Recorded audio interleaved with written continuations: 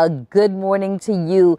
It's a fantastic Friday, but more importantly, it is Parish Friday. Yes, it's Parish Friday. We this morning will be going to the northern parish of St. Peter. Not the northernmost, but St. Peter, still in the north, that lovely, lovely place we have up there. And this morning, outside of talking about St. Peter, because you know we are featuring St. Peter for this wee gathering month of February, we're also going to be taking you into a whole heap of other wonderful, wonderful stuff this morning as we're going to be enjoying ourselves. Now, we want to share with you our audience or vacation promotion, which is coming from 98 The One. We'll tell you some more about that. One couple will get to win lots of prizes. Your deadline is coming. It's going to be the 15th of February. So remember to get those in. You're going to send your photos or videos to us here in our marketing department at marketing@cbc.bb or via our WhatsApp, which is 467-5465. So you're going to send us your information of you and your loved one, and we have some couples. Yes, one couple will get to win a free iPhone as well, and you also get a chance to win one of four romantic staycations. So I'm not eligible. I don't have a bae, but also because I work here, so I'm not eligible. But you out there who have your boo, your bae, your darling, your honey pie, whatever you call them, come and be part of this competition. Show us the love. Let us see it in video or photos here in the Pine so you can be a part of that. February 15th. Just remember that deadline. And also coming up on today's show, we will be, as I said, going to St. Peter. So we're going to explore the parish fully. And if you don't know what's happening in St. Peter, we will let you know this morning for sure. But this is what I want to know from you this morning in terms of our callers. Where is your dream vacation? All-time dream vacation. What's the country you would have wanted to go to or still want to go to the most? 228-5562 or 228-5563. And you can let us know about that. We also, since we're talking St. Peter, want to hear from you Spikestonians, Rose Hillians, wherever you come from in St. Peter. We want to hear about some of your fond memories. It doesn't necessarily have to be a childhood. Your fondest memory could have come in adulthood. Whenever it came, we want to hear about it. Some of the things that excite you about living in St. Peter, your fondest memory. And we're going to the phone lines. Good morning to you. Peace be unto you and yours. A blessing and a wonderful weekend. Thank you and the staff and Pearson and everybody for a wonderful weekend. Everybody have a blessed weekend. And you as well. For me, my dream vacation, my grandfather and my great-aunt raised me, born in Bermuda. So before I die, I would love to see the island of Bermuda. Wonderful. That is just wonderful. And I hope you do get to see it. And what's your name this morning? Gail. In Jesus' name I will. Okay, Gail. Well, here's wishing you a happy weekend as well from myself and the crew. Since you've extended greetings to all of us, I hope you have a splendid weekend. And make sure that you go and take in Spikestown alive, huh?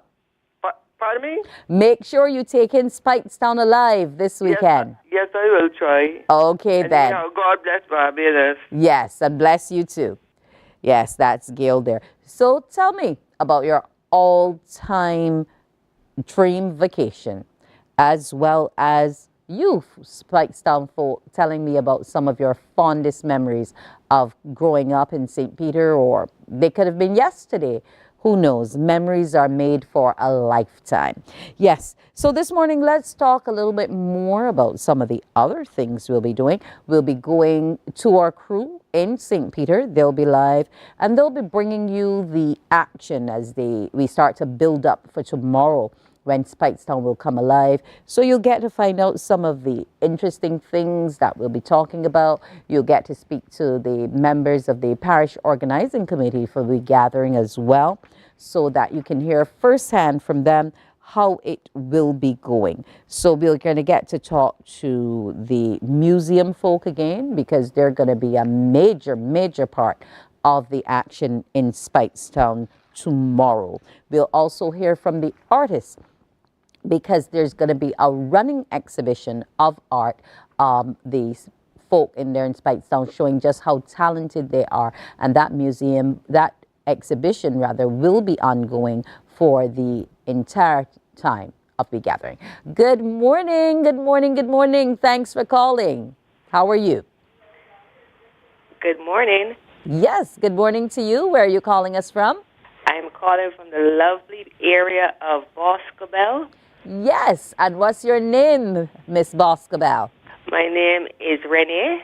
Yes, ready. So tell me, what's your fondest memory?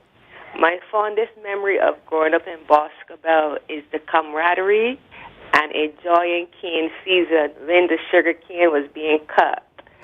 And those lovely arrows that used to come on the canes, we would wait to make our kites. And moving from cane ground to cane ground and sucking that succulent cane. That's one of my greatest memories of growing up in Boscobel. So how did you come to get this cane? Did you ease into the cane piece and break a piece off, or was a relative connected working on the plantation?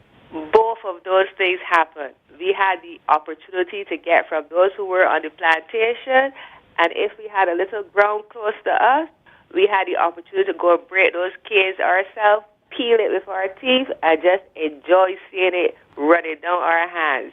Oh, sounds exciting just thinking about it. I mean, crop season will soon be upon us. So I'm glad that you got to enjoy that nice sugar cane. So was it just you in the cane piece, or you had brothers and sisters with you?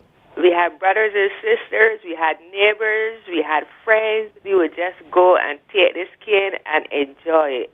Another thing was also seeing the trucks coming across laden, and unfortunately we took the opportunity sometimes to go and pull a cane. Dangerous now, but back then it was seen as fun. Because I guess the lorry was going a lot slower than... Pardon? The lorry was driving a lot slower back then. That's correct, that's correct. Okay, well, Renee, we are happy that you shared those memories with us. I'm actually tasting some cane juice right now. Oh my God, it is really missed. It is, because like for me in St. Michael, I had to wait for the cane juice to come to me most of the time in a bottle from the factory if my father would go get me some. So knowing that you actually, you know, broke the cane off and could enjoy it, that's a fun thing. And there was so much variety back then, so it was really a treat. Okay, wonderful. So you have a fantastic Friday, and also enjoy the weekend, and ensure that you get out there to Speightstown and come alive with it. Okay, Renee's gone from our line. So we are now going to be going to our guests for this morning. Yes, we are going over to Amunik Gomez. Good morning to you. Hi, good morning. Yes, good morning to you. Now, where are you hailing from this morning? Are you still in New York? Yes, please. Okay, awesome. Now, as a graduate of the American Academy of Dramatic Arts, you're no stranger to the program. You've been here with us before, and your passion, you've completed that journey. Tell me a little bit about it. Oh, I think above all, it was more than like it was fun to begin with, rigorous, and for the most part, I think it's an opportunity if anyone can take that, they definitely should. Yeah. Okay. Now, in terms of acting, have you scored many major roles as yet for you? They might not be major in the books of others, but they might be for you. In terms of your acting,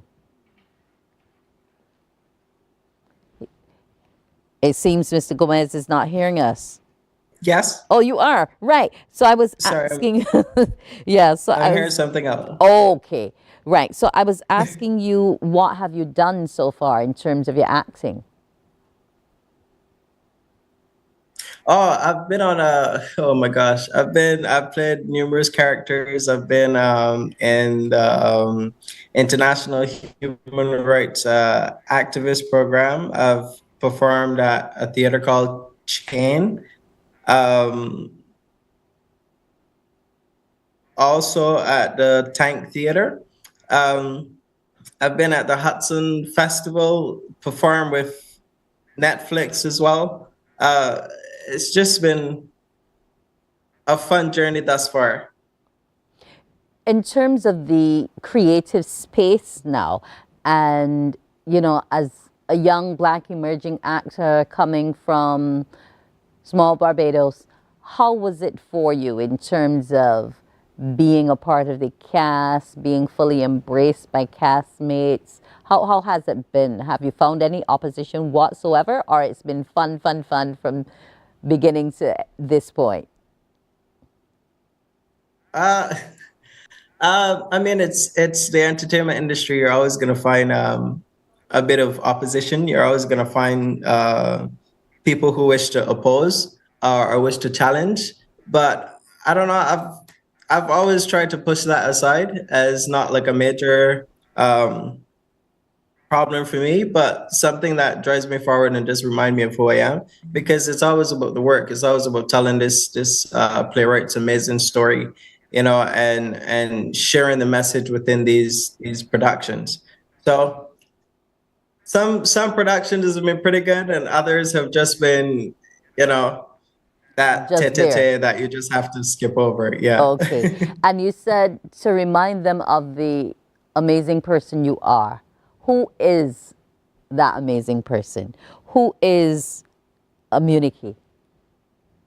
Amunik Gomez is born Vincentian, but spent most of his years, primary, secondary, tertiary, all in Barbados.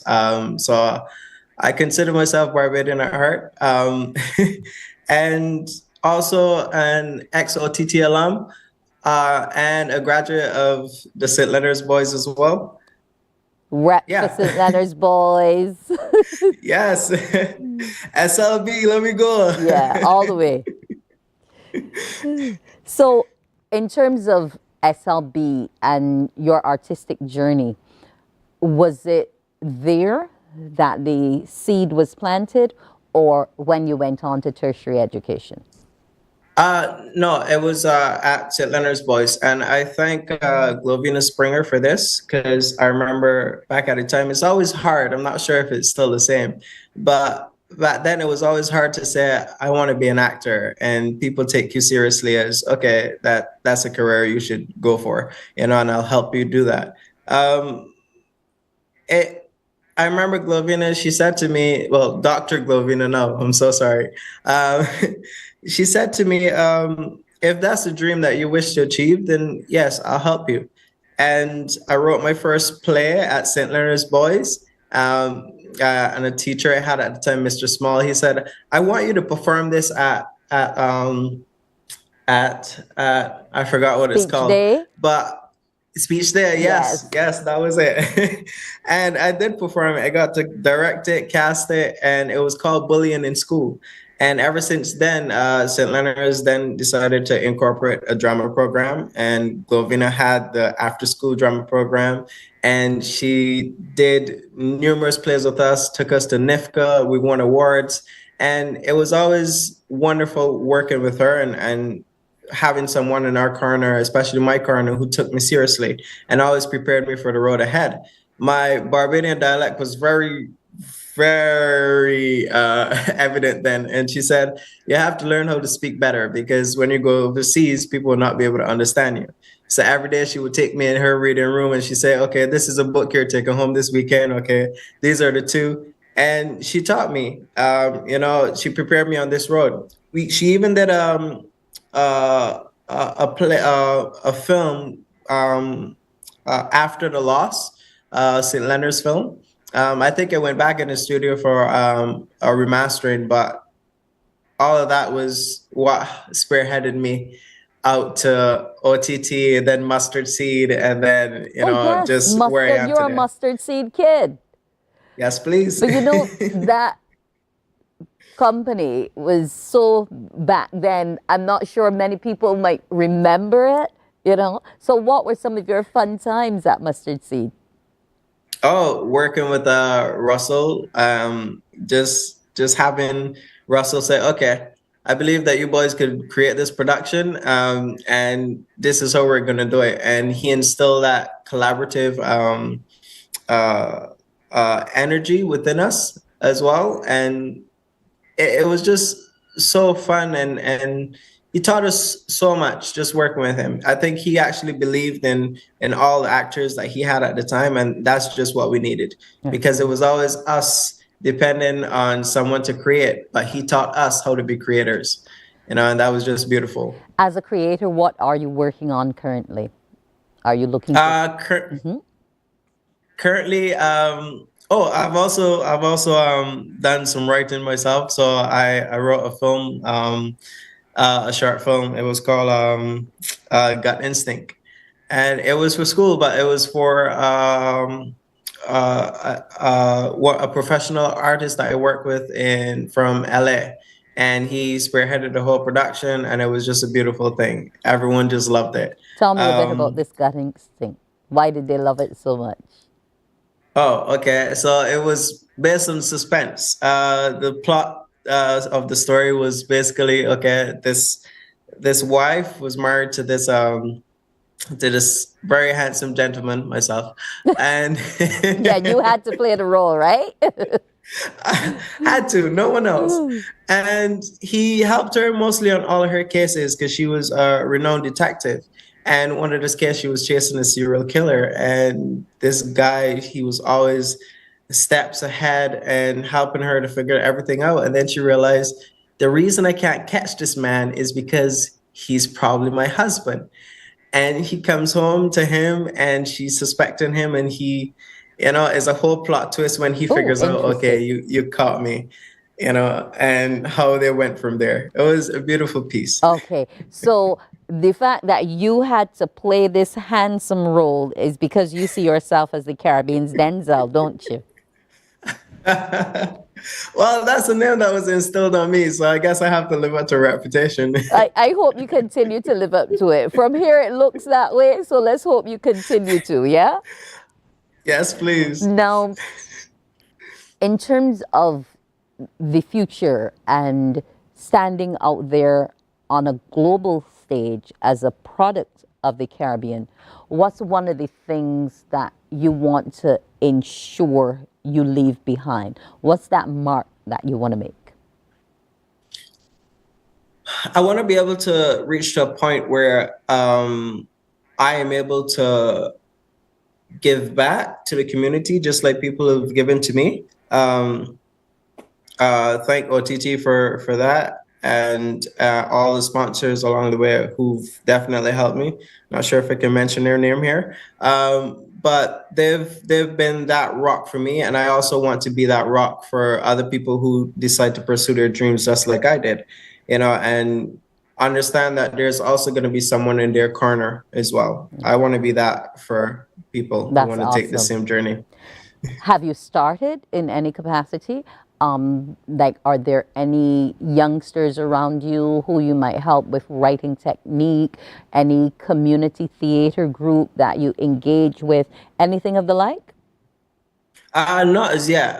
Most of it has just been like small calls with other individuals who wanted to have that one-on-one, who deciding whether they should stay and work and help out the family, or if they should steal this opportunity that they have and pursue their dream.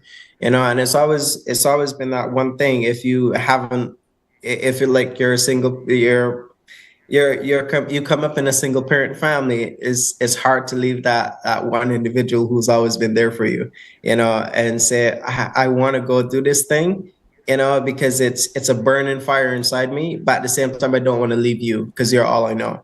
And the parents are always going to understand. I tell them that, you know, your parent also wants you to go and be amazing and be successful as well, It's an you know. internal conflict, but you have to find a way to overcome it because you have Yes. to go past point A in order to get to B and C.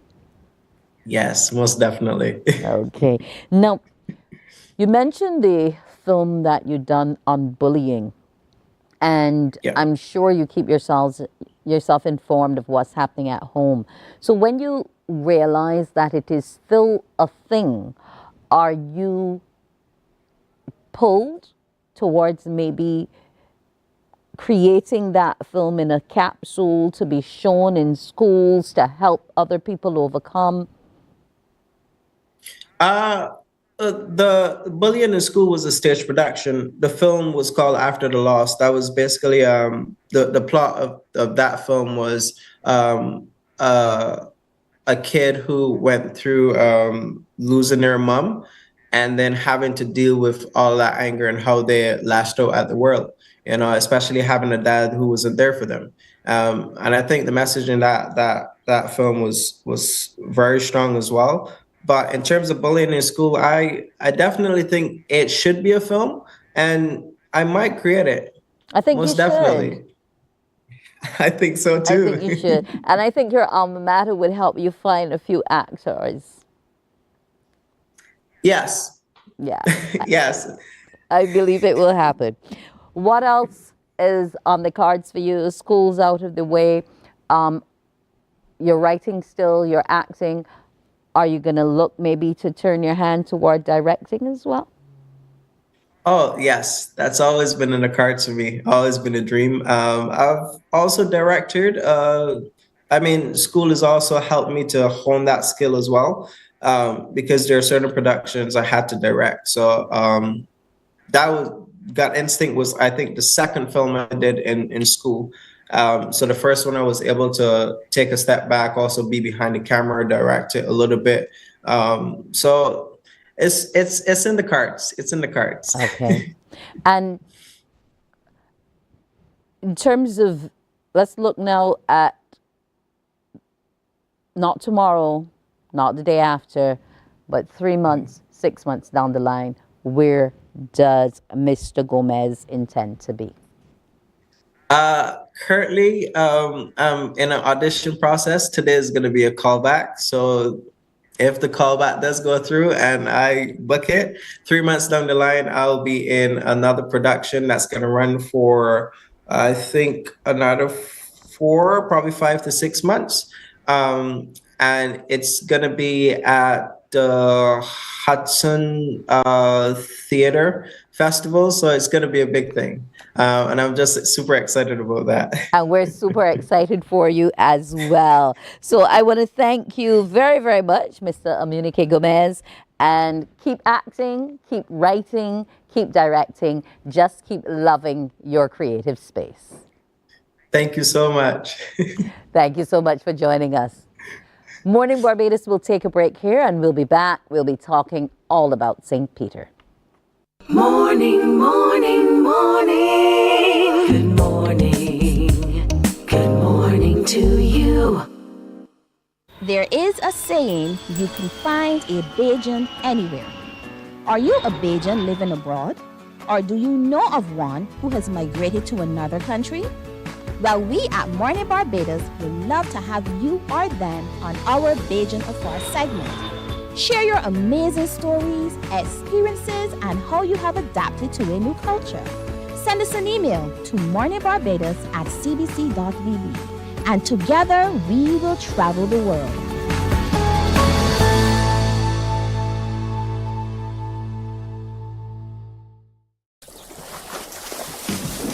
From the beautiful shores of the gem of the Caribbean, Barbados, home of the amazing Harrison's Cave, the tantalizing Oystins Bay Garden, our historic garrison, the indigenous road tennis, and the friendliest people in the world.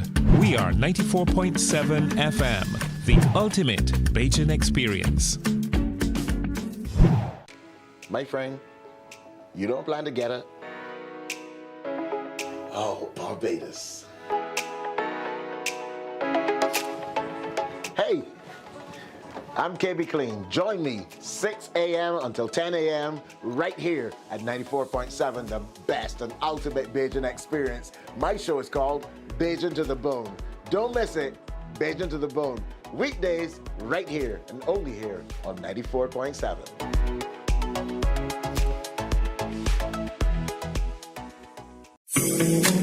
The facts say Morning Barbados reaches an audience of over 50,000 and Newsnight reaches over 56,000. It's simple. When you advertise, you're getting your message to over 50,000 of your potential customers. Make the call to CBC Sales Department today and watch your business grow. Contact us at 467-5559 or email marketing@cbc.bb. We enjoy a game of dominoes and singing karaoke. I just love crew. When you love me just a little bit longer. You get to relax and have a drink and listen to some nice music. It's something different. It's spectacular. It's fabulous. You know, it's a different feeling altogether. I never feel so good in a party yet. Follow me to Q in the Community this Thursday.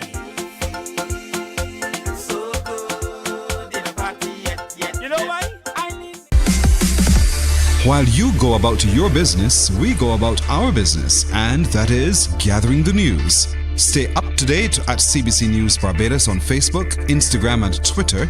Get news update on radio throughout the day. And join us for the CBC News Night at 7 every night. CBC News team is on the job and bringing you the news. There is a saying, you can find a Bajan anywhere. Are you a Bajan living abroad? Or do you know of one who has migrated to another country? Well, we at Mornin Barbados would love to have you or them on our Bajan Affair segment. Share your amazing stories, experiences, and how you have adapted to a new culture. Send us an email to morninbarbados@cbc.bb. And together we will travel the world.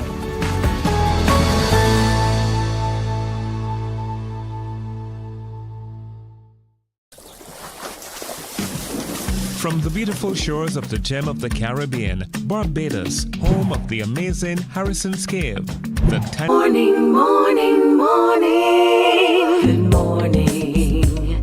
Good morning to you. Hello, Barbados. I'm Cassandra Crawford, a proud St. Peter native, and I'm inviting you to come celebrate St. Peter and its rich heritage on Saturday, February 8th from 10 a.m. to 10 p.m. We gather in for Spice Down Alive. Get ready for an immersive cultural experience as you journey through time with the help of historical characters and tour guides taking you on a heritage tour from bustling Queen Street. Indulge in sweet Bajan food. Trace your lineage at the Genealogy Marketplace. Discover your inner artist with outdoor painting. Discover our connection to the diaspora through the sister cities link up with Bristol, Charleston, Reading, and the Gold Coast of Africa. Come for the food, fashion, and history, and stay for the sunset concert. We gather in at Spice Down Alive, St. Peter, in a celebration of Barbadian culture, arts, and heritage you won't forget. Saturday, February 8th, 10 a.m. to 10 p.m. See you there.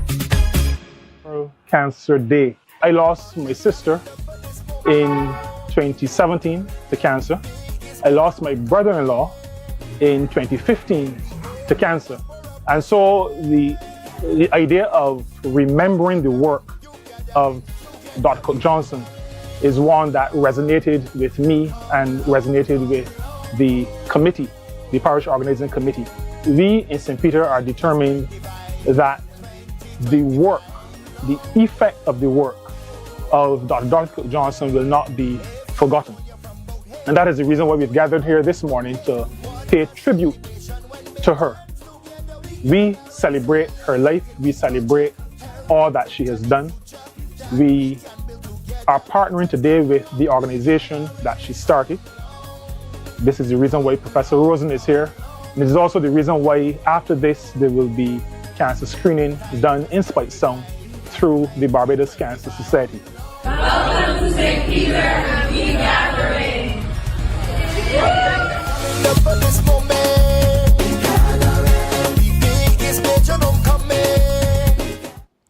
Yes, and they're gathering. You would have just heard from the MP for St. Peter, Mr. Colin Jordan, about just one of the initiatives that Speightstown has launched in this their We Gathering month. Well, St. Peter's launched, and we're speaking Speightstown because tomorrow Speightstown will come alive. But coming alive and coming live to you this morning from Corrigan Parry up there in Ashton is our very own Kimberly Skeet. And she is joined by Elizabeth Hines and Anastasia Bernard, both of the Barbados Museum and Historical Society. Now, I may know a little bit about CP. I know there was the old Corridge and then Parry and something to do with some bishops that it was named after. But I am sure Kimberly and the crew from the museum will tell us more. Kimberly? Yes, indeed. Wendy, good morning. It's a breath of fresh air to wake up here, to even be a part of this space here at the Corrigan Parry School, which is rich in history. We're literally standing on Dover Fort. And I'm here with Elizabeth and Anastasia from the Barbados Museum and Historical Society.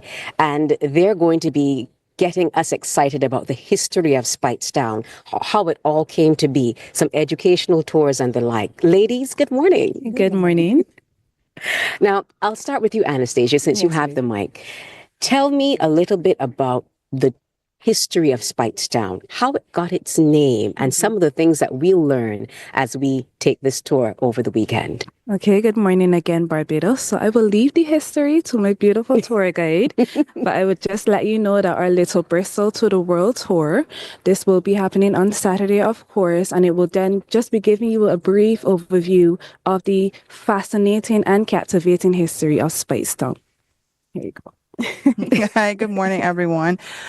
So the tour that we are doing is basically going to be a timeline, more or less starting from the foundations of Speightstown, how it came into being, the fact that it was named after William Speight. Our pronunciation, of course, is Speight, to the extent that it did actually leave a mistake on one of the maps, which will also be discussed. Okay. More or less, it will then progress up to the fortification of the area, hence being here at Dover Fort this morning. This is just one of the forts that would have been in the area. There would have also been several along the coastline as well, protecting the area, particularly when Speightstown would have progressed into becoming a port city.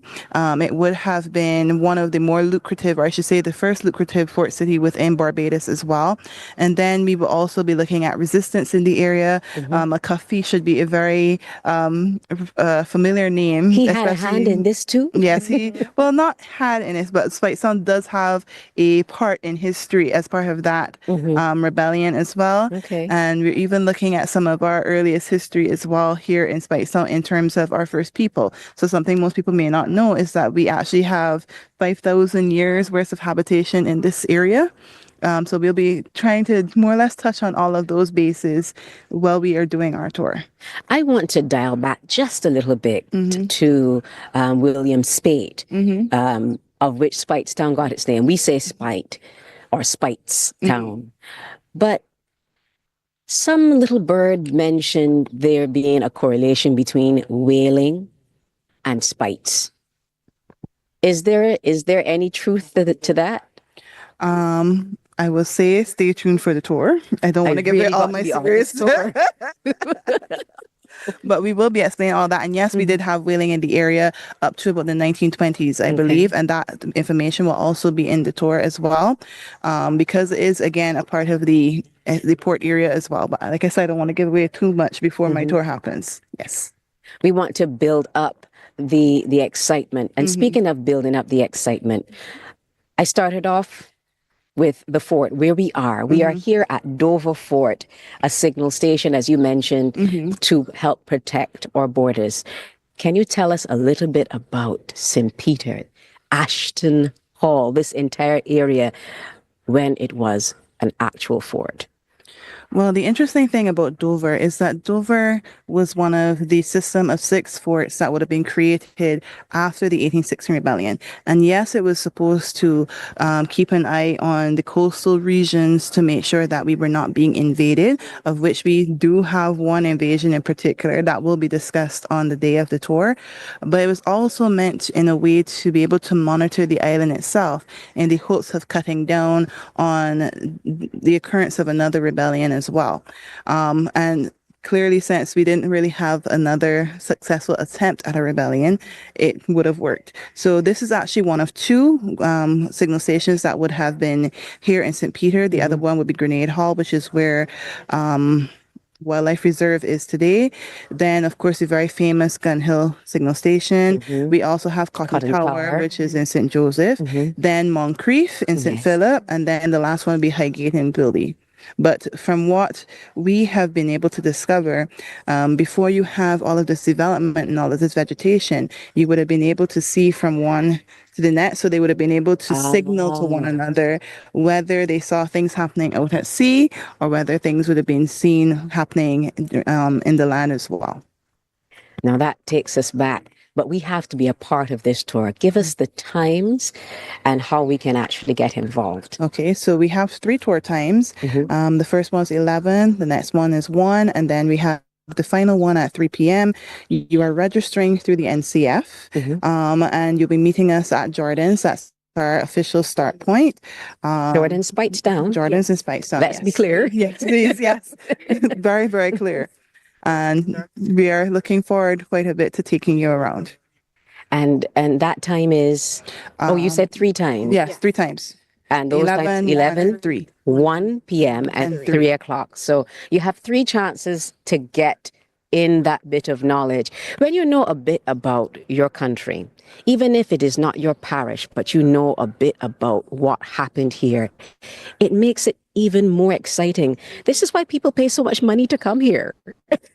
To find out more, to enjoy not only the sea, the sand, and the sun, but find out about the people and the history. It's and the even people. The connections, because all in Speightstown, we have connections with the Gold Coast in Africa. We also have connections to Britain itself, hence the name Little Bristol down here. And then we also have connections to Charleston as well. And all of that connection, we're going to find out through the Barbados Museum and Historical Society. Yes, please. Excellent. Final words, ladies? What I will say is that I do look forward to having everyone. It's a true passion of mine to be able to share history with everyone, not just to learn it, but also to pass on, to get people intrigued about our history so we have more persons involved, hopefully so we can discover even more about our island. So I do look forward to seeing everyone on Saturday. Fantastic. Anastasia, are you also, well, I know you said Elizabeth is the official tour guide. So what role will you be playing on Saturday if we need additional information? Wow. We have about 2 tour guides on Saturday, so you will be in good hands. But I'm just here to let you know and re-emphasize the times, 11 a.m., 1 p.m. and 3 p.m. And just to let you know that it will be an exciting journey through St. Peter, through Speightstown. And I know that Elizabeth and our other tour guides will have you in great hands. Excellent job. And remember, that's just a tidbit of what is yet to come for Speightstown Alive this weekend, as in tomorrow, Saturday in Speightstown. A whole day into the night of events, entertainment, food, the arts, history, culture, and more. And yes, we too have more when we come back on Morning Barbados. Wendy? Yes, Kimberly, thank you so much. I am just wanting to be there with you, just looking at the pristine blue waters there behind you. I want to be there. And the wind looks fantastic as well. In fact, I believe St. Peter is going to be fantastic all weekend long as we not only get into the history, but also into the culture and what will be happening. But we're going to take a break, Kimberly, from you there in St. Peter. And when we come back, we'll be talking about the QEH, but we will be back with you to talk about more St. Peter. So we'll see you back in a minute, folks. Morning, morning, morning. Good morning. Good morning to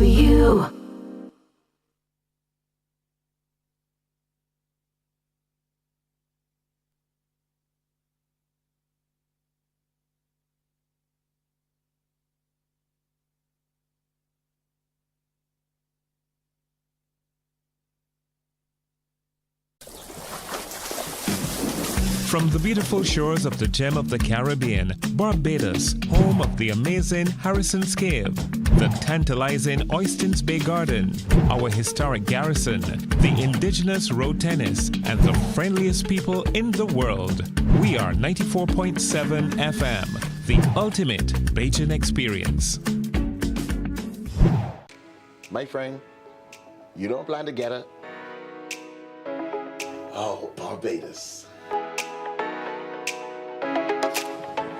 Hey, I'm KB Clean. Join me 6 a.m. until 10 a.m. right here at 94.7, the best and ultimate Bajan experience. My show is called Bajan to the Bone. Don't miss it, Bajan to the Bone. Weekdays right here and only here on 94.7.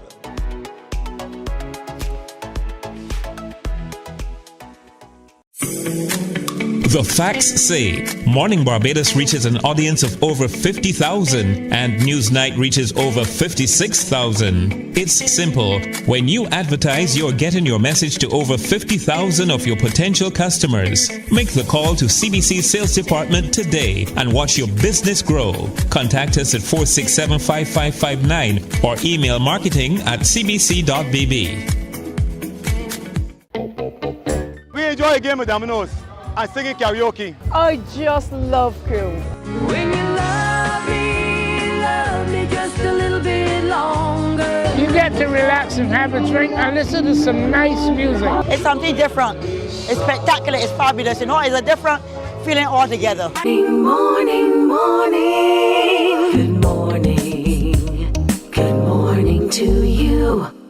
Yes, and it is a great morning. We're back. We hope you are up and about and enjoying this sunshiny morning. We are going to put our fingers on the pulse of things this morning. Well, rather the pulse at the Queen Elizabeth Hospital.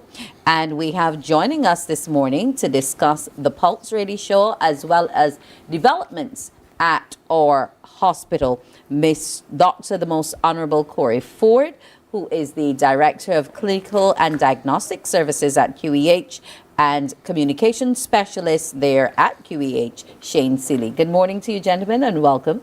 Good morning.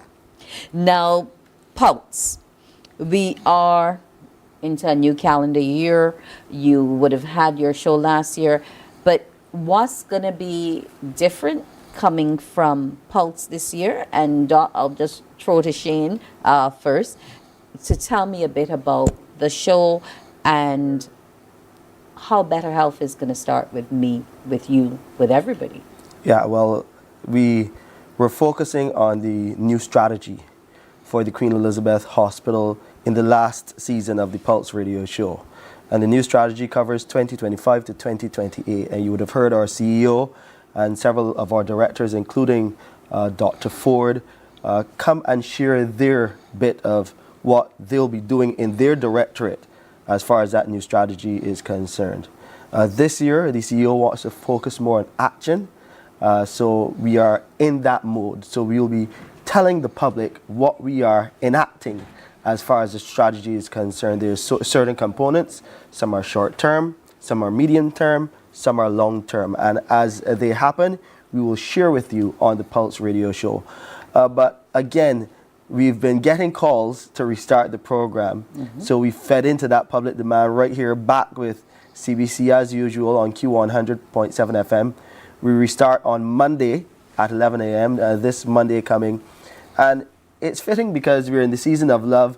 We're not wearing red by accident either. Yes, Valentine's is next Friday, but also we're going red in support of the Heart and Stroke Foundation's Go Red Day. So it's all about those partnerships that we'll be fostering and sharing the message right there on the Pulse Radio Show, but also to address some of the concerns. We always have been saying from the beginning of the show, we want to hear your complaints. The only way we can improve what we do at the hospital is if we hear your complaints, investigate these situations and address them, so someone else in a similar situation would not have to suffer the same fate as that individual who did in the first instance. Okay. So we want to make those corrections. We want to hear those complaints. And we don't want people to take those complaints on air without leaving their identity so that we can follow up. That has been happening. So we want to respond to that, and not only respond to that, continue to get that feedback from the public so that we can do better. We had the public feeding into the 2025 to the 2028 strategy with our public town hall at the end of last year. That was very successful. One of the things they wanted was parking spaces at the hospital. So that is something that will happen in the medium to long term. It's something that is now fed into the strategy, and Barbadians will soon get an opportunity to see that strategy in its fullness on the website. Turn now to Dr. the Most Honorable Corey Ford to find out how that strategy is going to be altered in terms of the delivery of the clinical and diagnostic services. Well, yes, pleasure to be here. Nice to see you again. Good morning to all Barbadians. And, you know, as was said by Shane, this year is about action. And the action is starting. One of the reasons why I'm here is because for some time, the accident emergency department, for example, if you came in and you had a stroke, you had to get a CT, you had to go upstairs to get a CT. Come February, I'm not going to give you the exact date. I know it's happening this month. It's happening this month. Okay. Come February now, what would be expected is that we will have CT services in the emergency department and X-ray services. They're already up and they're live and ready to go. We're going to go through right now a training process with the staff in the radiology department. So what does that mean for the average Barbadian if you came in, for example, with a stroke, turnaround times in terms of getting your CTs, if you need X-rays, etc. It's going to be there in any on the spot turnaround What time. John Public would want to know is, in terms of being able to get this scan as soon as it's recognized that the person had that particular kind of complication, how will that aid in not only delivery of the care, but in terms of recovery? This is very important as a country. I think we are riddled by diabetes and hypertension, and then obviously an aging and the complications of that. Certainly, or things like strokes, for example. So there are protocols which are built into the emergency department for people who come in with strokes, etc. What this is going to do is to make the process faster in getting the imaging, but more than that, it allows for the appropriate action to try to reduce the sort of complications or the outcomes of strokes. For example, people with limb weakness and etc. allows you to act on that quickly. And some of this, for most occasions, we act quickly.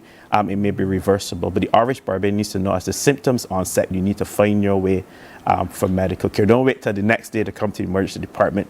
For example, if you have a stroke, you try to find your way there. What it does is reduces all those complications that one would see, the weakness, etc., and allows for people to continue their normal life even after. But if I may, I'm thinking, I remember something happened yesterday, which I would mention.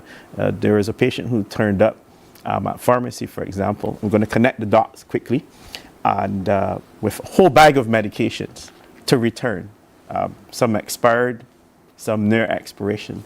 And that speaks a little bit to why I want to encourage the average Barbadian not to do this morning. We know people will have hypertension, we know people will have diabetes, and you're a good doctor, might place you on medications, and you might decide, I want to change this, I don't like this. If you have any of those challenges, speak to the doctor first. When we have cases of people returning large amounts of medication, but it comes at an expense. These medications which were returned, which were expired, are extremely expensive.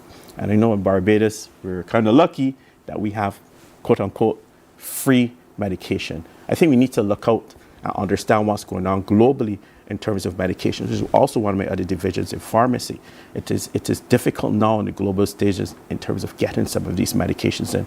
So if we're wasting them in Ireland, or we just let them expire, you're sitting down and not taking them home, it leads to you ending up in the emergency department, having to wait, having to go through processes, putting your family under pressure, putting grandma under pressure, putting grandfather under pressure, putting the kids under pressure, because of now having to be hospitalized. So I think it's a wind-down process. I really want to encourage Barbadians to really take good care and a good state in terms of health and health have prevention and taking the medications as you're supposed to. If you have complications, speak to your friendly doctor.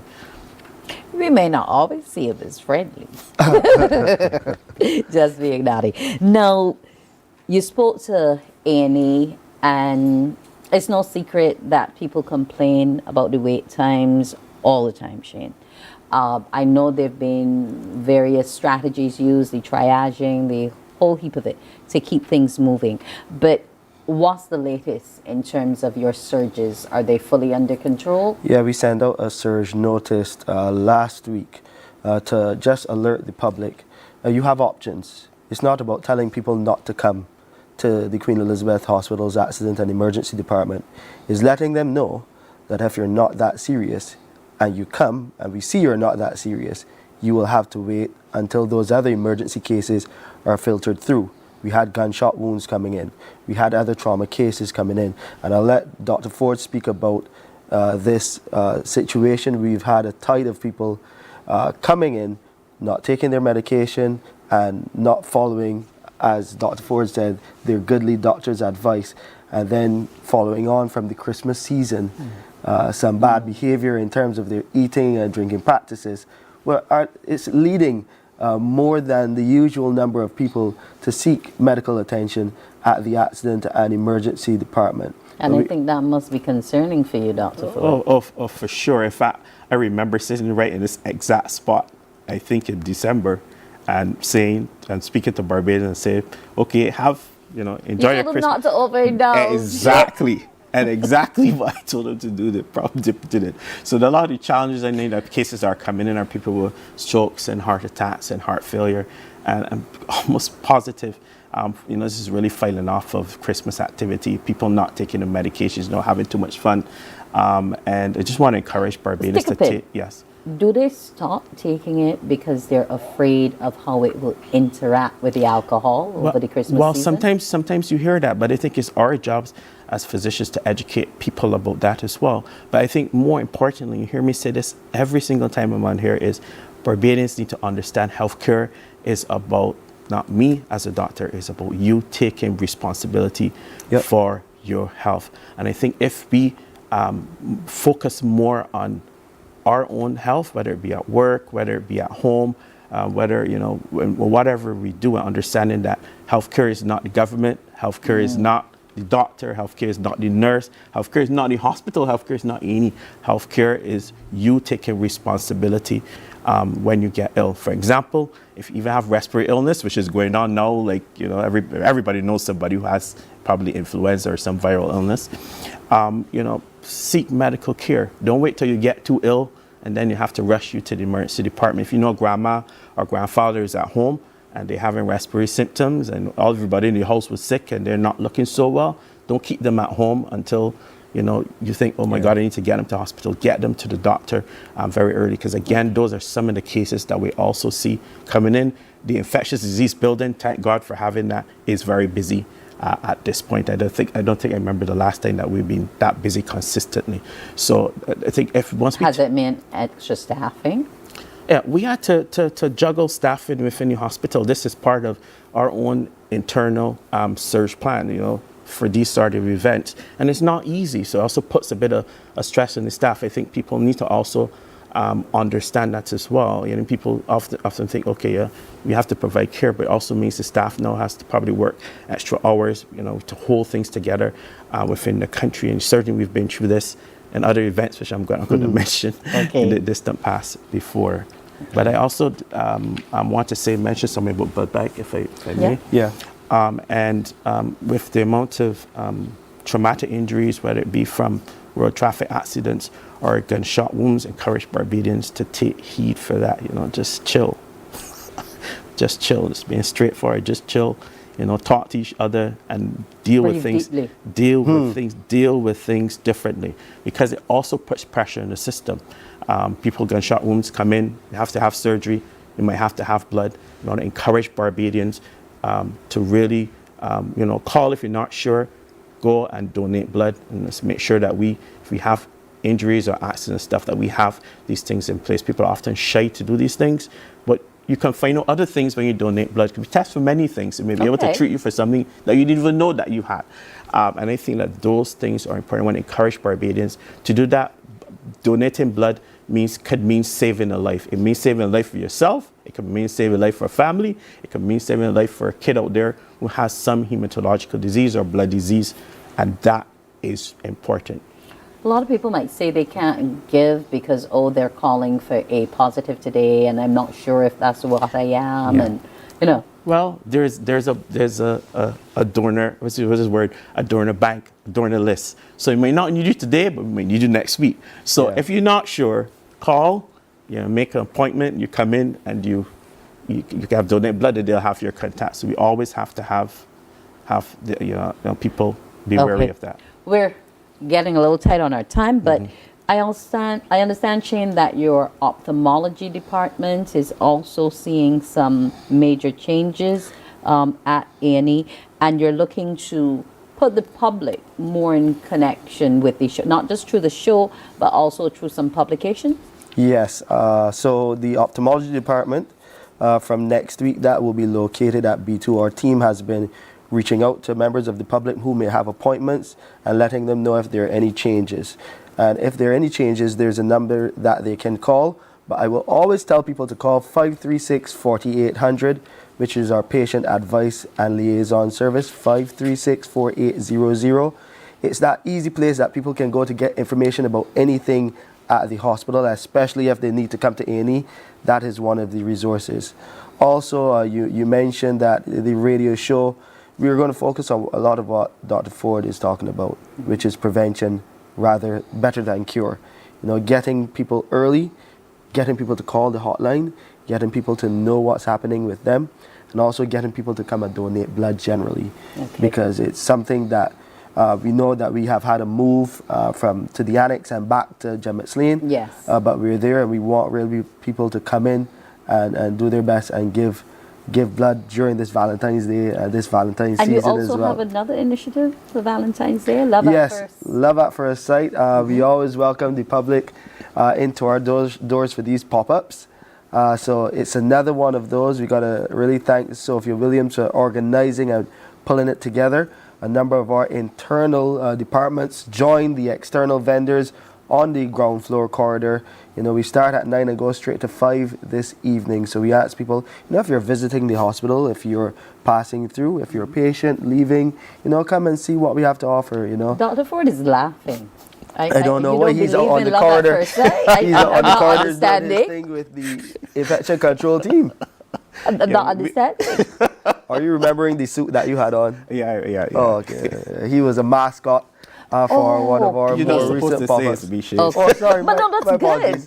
That's good. You're leading from the front. You're bringing joy. You're bringing joy. So that's a great thing. So yes, go on over to the hospital for pop-ups, because it's really good to see the change in strategy. Because before, we only see the hospital as a sterile kind of institution that doesn't encourage interaction and so on. But that's far from the point. It's a learning institution. And it's you a need teaching the love. institution. The love also heals. Love is in the air. Good. So I want to thank you, Dr. Ford and Shane Seeley, for coming and joining us this morning here on Morning Barbados to discuss the QEH. Remember, their Pulse Radio show resumes on Monday on the best station, Q100.7. Well, in terms of listenership, but then we still have 98 The One, who are also celebrating an anniversary as well. So we're going to be back to St. Peter in a bit. We're going to have some news for you, so stay tuned.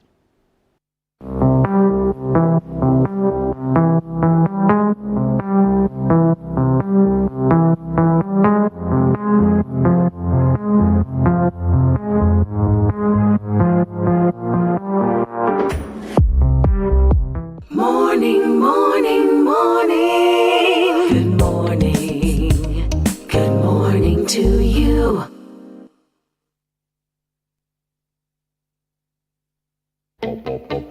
We enjoy a game of dominoes and singing karaoke. I just love crew. When you love me just a little bit longer. You get to relax and have a drink and listen to some nice music. It's something different. It's spectacular. It's fabulous. It's a different feeling all together.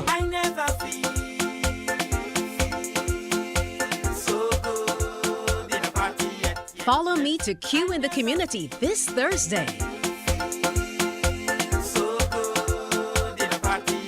You know why? While you go about your business, we go about our business, and that is gathering the news. Stay up to date at CBC News Barbados on Facebook, Instagram, and Twitter. Get news update on radio throughout the day. And join us for the CBC News Night at 7 every night. CBC News team is on the job and bringing you the news. There is a saying, you can find a Bajan anywhere. Are you a Bajan living abroad? Or do you know of one who has migrated to another country? Well, we at Mornin Barbados would love to have you or them on our Morning, morning. Good morning. Good morning to you. And good morning, I'm Wendy Burke. This is the CBC Morning News. In our top story, a fatal road traffic collision occurred around 2:40 a.m. today at Paradise Road, St. George, involving a double-cab motor van. The driver of the motor van was travelling along Paradise Road going in the direction of Applewaite when, on reaching a point in the road, he overtook another vehicle, lost control of the motor van and was thrown from his vehicle. Ambulance personnel were summoned to the scene but found no signs of life. A medical doctor pronounced death. The front and rear seat passengers complained of injury and were transported to the Queen Elizabeth Hospital, also by ambulance personnel. Police are still on the scene and the road has been cordoned off as investigations are presently ongoing. Motorists are asked to use an alternate route. Mostly Jamaicans are applying for the Barbados Accreditation Council for the Skilled National Certificate, which allows CARICOM nationals to work and live in other CARICOM member states. Executive Director of the Barbados Accreditation Council, Lisa Gale, says in the past, predominantly Barbadians and Guyanese nationals were applying for the certificate, but Jamaicans are now going after the document. She gave the update at the signing of the Memorandum of Understanding between the Council and the National Transformation Initiative. We actually want to make a call to Barbadian nationals. Do not see this as a nondescript or a non-thing. You don't have to use it for traveling. It is something that can benefit you even for your employers or a change of employment. The person may want to see, oh, that person is a skilled national. This person has the stamp of approval from CARICOM. As the Caribbean Examination Council works on developing an artificial intelligence policy, Barbados and the region have been encouraged to develop their own in line with CXC's. Director of Operations, Dr. Nicole Manning, says CXC's policy is to be rolled out this year. The announcement came as she participated in a webinar organized by the Jamaica Tertiary Education Commission. Her topic, transforming assessment and qualifications for placement in higher education, current issues and best practices. Dr. Manning says AI will play an important role in teaching and learning. We are sure that it has already started to play a very important part in teaching and learning. We are encouraging educational professionals to keep abreast with those technological advancements, but more so to encourage access to information, facilitate independent inquiry, as well as to facilitate the creation of their own adaptive, personalized learning experiences. For assessment, it's very important that we understand through AI that it has provided requires greater attentiveness to the appropriate use of formative and summative assessments. Dr. Manning says CXC will be establishing standards and guidelines for AI in assessment. We do expect that the region will share in utilizing these guidelines as well as develop their own AI policies in line with CXC's AI policy framework. Last but not least, the power of partnership for transformation is key for us. And as CXC has its own partners, we do know our stakeholders have their own. So the benefits of digital transformation and the transformation, as I would have outlined, provision of current and relevant data to our policymakers, enhancement of learning opportunities, increased access to our regional candidates wherever they are in the world, data security, increased operational efficiencies across the education process, most importantly, current and innovative products in line with labor market demands. Barbados could not be a world-class destination without the contribution of its long-stay visitors or the dedicated workers in the tourism sector. And those who continually visit were celebrated for their contribution to ensuring the island remains one of the world's leading destinations at Hayman's Market St. Peter at the Loyal Visitors Cocktail Reception. Rachel Agard has that story. Long-stay visitors to the island shores and tourism stalwarts from St. Lucie and St. Peter were celebrated for their dedication and commitment throughout the years. Minister of Tourism Ian Goodin-Edgell says visitors to the island this year will have a unique experience with the year-long We Gathering 2025 celebrations. Many of you have visited the island 5 or more times and are already well acquainted with the magic of Barbados. However, I'm delighted that you will be this year having an extraordinary treat because Barbados, as you recognize from all the promotional material that we commenced last year across all of our major source market, decided that we would celebrate We Gathering this year, 2025. And this is but one of the reasons why we are here in St. Peter this evening to celebrate We Gathering right here in the parish that celebrates We Gathering this month. Member of Parliament for St. Peter, Colin Jordan, invited the visitors to explore Barbados, but in particular St. Peter, which is rich with cultural heritage. We have quite a lot of history here. The first planned uprising among the enslaved people was planned for St. Peter.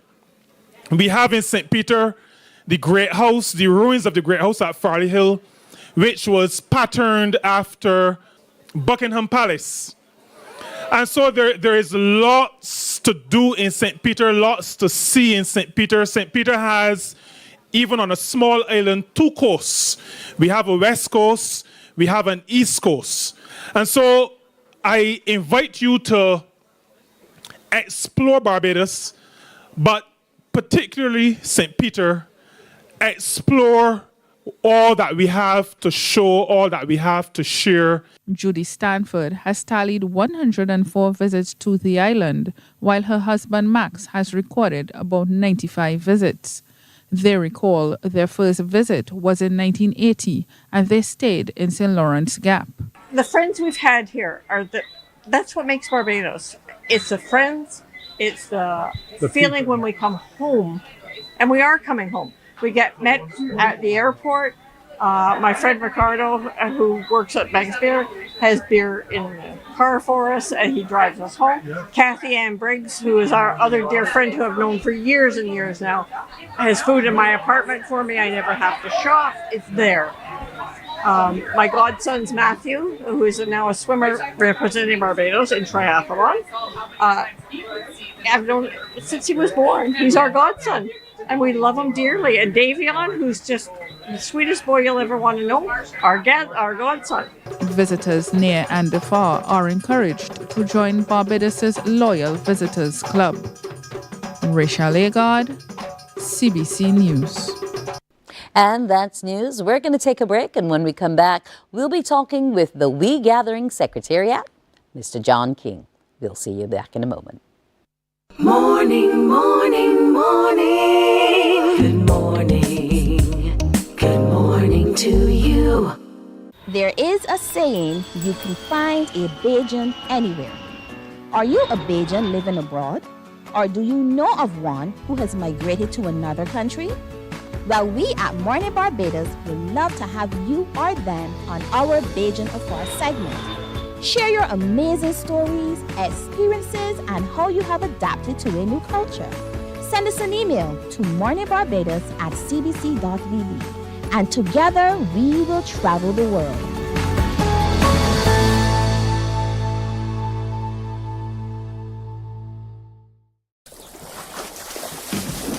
From the beautiful shores of the gem of the Caribbean, Barbados, home of the amazing Harrison Scave, the tantalizing Oystins Bay Garden, our historic garrison, the indigenous road tennis, and the friendliest people in the world. We are 94.7 FM, the ultimate Bajan experience. My friend, you don't plan to get it? Oh, Barbados. Hey, I'm KB Clean. Join me 6 a.m. until 10 a.m. right here at 94.7, the best and ultimate Bajan experience. My show is called Bajan to the Bone. Don't miss it, Bajan to the Bone. Weekdays right here and only here on 94.7.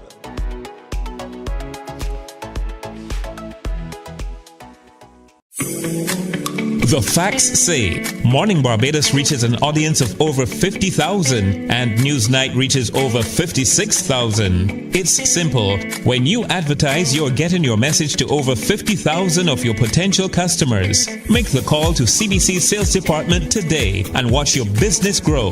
Contact us at 46755. The following is the parking arrangement and road closure advisory for Spikestown Alive. Spikestown Alive will be held on Saturday, 8th February 2025 from 10 a.m. to 10 p.m. The roadway from Queen Street, the area of Republic Bank, to Major Walk will be closed from 10 p.m. on Friday, 7th February 2025 until 6 a.m. on Sunday, 9th February 2025. No traffic will travel along Chapel Street. Traffic traveling to Jordan Supermarket from south will enter along Queen Street and exit along the same route. Traffic traveling to Jordan's from the north will travel along the K&R Husbands Highway, turn right at the roundabout onto Queen Street to Jordan's and return via the same route. Traffic traveling to Eddie's Supermarket and surrounding businesses will enter from the traffic light and exit as entered.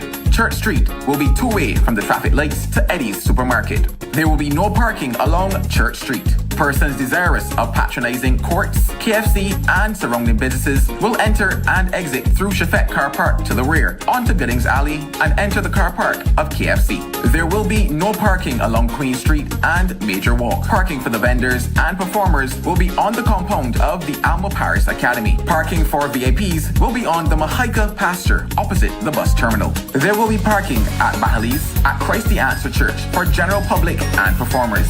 There will be spaces allotted in the BTI car park for performers. This area will be cordoned off. Emergency vehicles will park along Lower Church Street in the area of Church Street Cafe. Hi, my name is Aaliyah Graves and I'm a Barbados national swimmer and I'm from the parish of St. Peter. Two of my favorite places in St. Peter are Mullings Beach and PRC Bakery. I'm inviting you to come out this Saturday and have a blast at Spikestown Alive, February 8th from 10 a.m. to 10 p.m. I'm looking forward to seeing you this Saturday.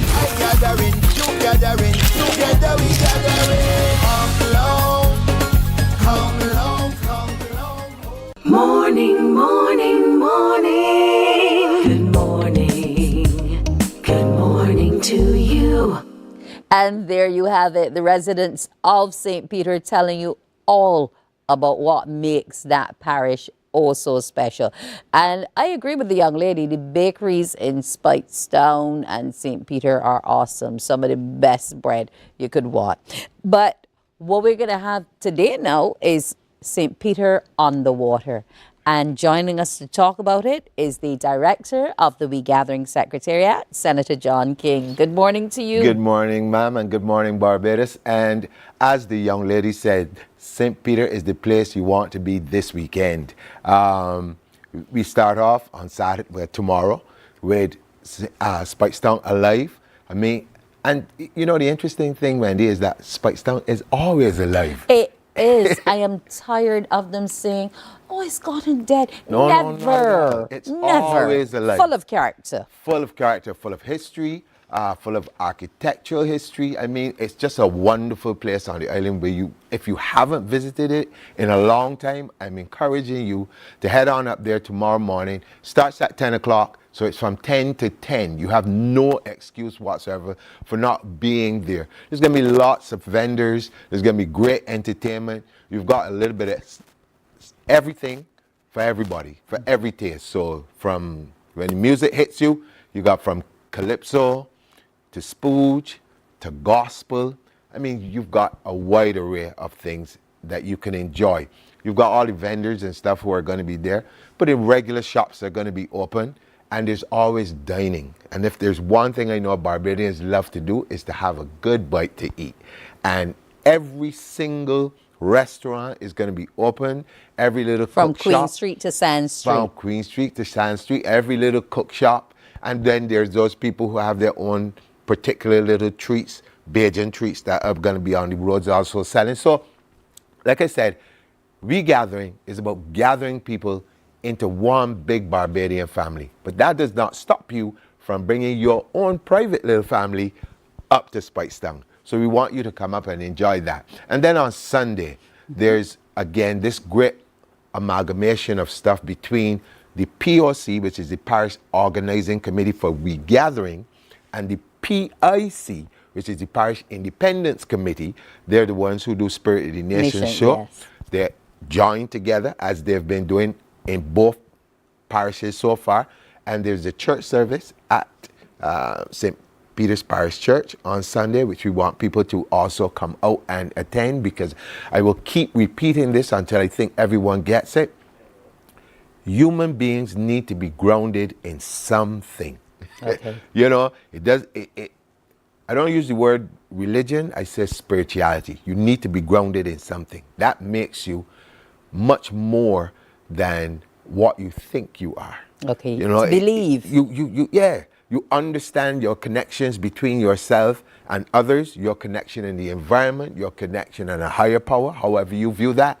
Those are the things that Regathering also seeks to get people to do. Okay. But getting back to St. Peter on the Water, which is going to be on Sunday, that is where one of the most talented persons when you talk about swimming and lifeguarding and all that stuff, Mr. Dave Bascom, a good St. Peter man and excellent St. Peter man. Taught so many people to swim. Exactly, and a long-standing friend for many, many years. He has some demonstrations in safety and in swimming, and he has a lot of young people who he's been working with. So you get up there to go and support them. And you get to know a little bit more about the program that he runs and the other lifeguards and other persons who keep us safe. And that's going to be at Six Men's Beach. And I'm encouraging everyone to go there. That starts at 1 o'clock until 9 in the night. And those are the two things. But any boat races in there? Yeah, there are going to be some little Moses races and different things like that. So if you've never seen anything like that before, in fact, if you don't know what a Moses is, head up to St. Peter and you'll get the opportunity to see. And again, you can have a conversation with Dave. He's very knowledgeable on all of these things. And I'm sure you will enjoy yourself. But again, I want to reiterate, we're asking people to come out in families. And it doesn't have to be your bloodline family. It could be your friends who are your family. But bring your crew, so to speak. People you enjoy having a good time with. Exactly. People you appreciate. And enjoy people that you don't, and come and meet new friends.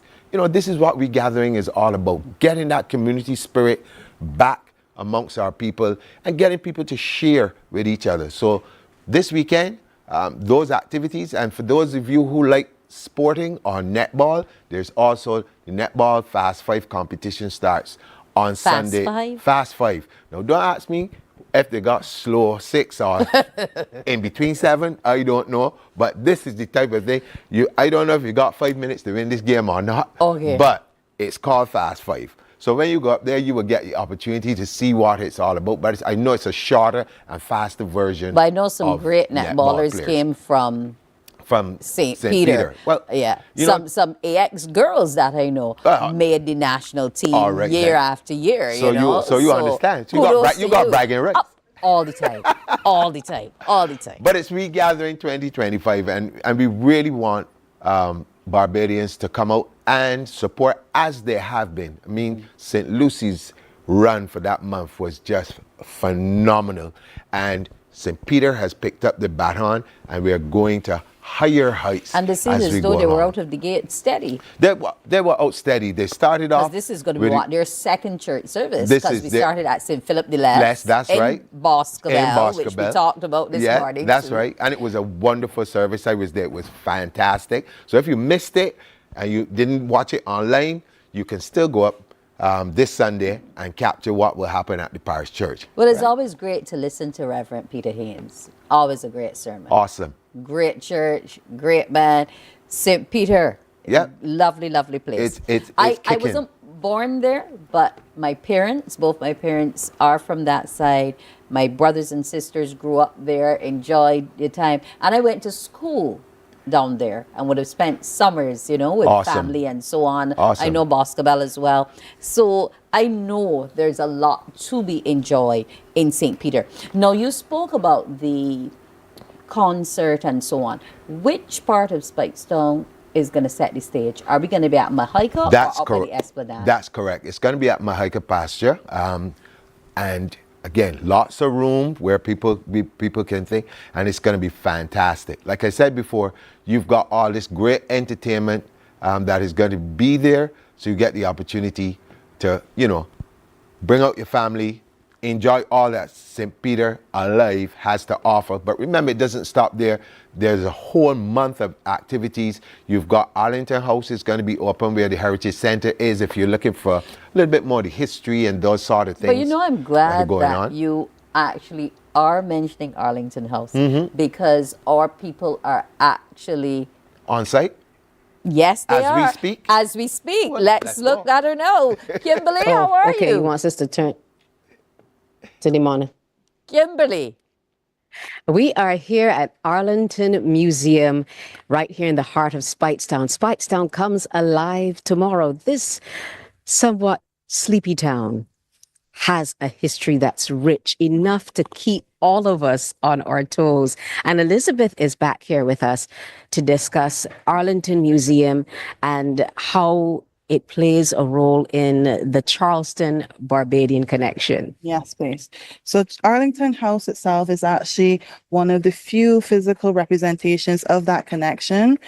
Something that most people may not know, though I know that people are becoming aware, is that Charleston itself and South Carolina actually is a colony of Barbados, and in Spikestown in particular, there were 8 Lord Proprietors who actually encouraged the expeditions to Charleston, in part because Barbados coming into the colonial era, particularly when you see the explosion of Spikestown and then the expansion into Bridgetown, we are seeing the island become overwhelmed with the amount of persons coming down here hoping to make their fortune.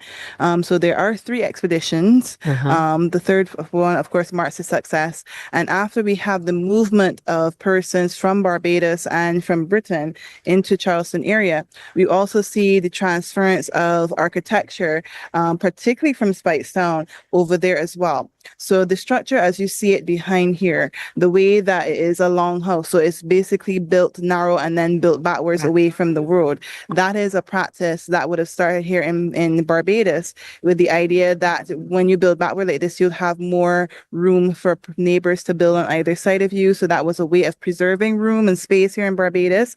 That was similarly done in Charleston. If you were supposed to visit today, a lot of their houses are like this. You also have the balcony that you're seeing here. Again, that's been incorporated in a lot of their buildings. The jalousies that you're seeing, they have their versions of these shutters as well over there. So all of that was transported over. There also is the transportation of the chattel house. They're not exactly like our chattel houses, but they're also very similar. You will notice it in the construction if you're ever able to visit a plantation over there in modern day as well, because they are making a lot of efforts to preserve it. So that's one of the reasons why we were highlighting Arlington, because you will get to see this architecture and know that, Barbados literally has more or less had an impact overseas and in the States as well. In terms of the architectural design.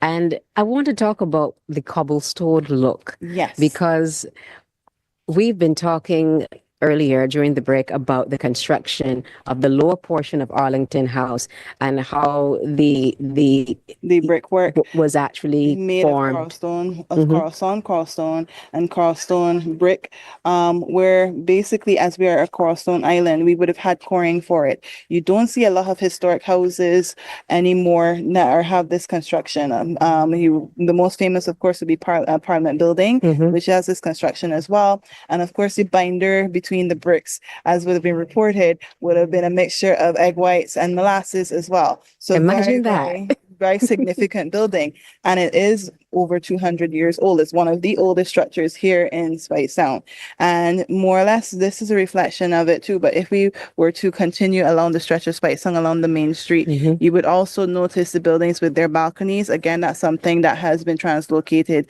to Spice Town, to Charleston.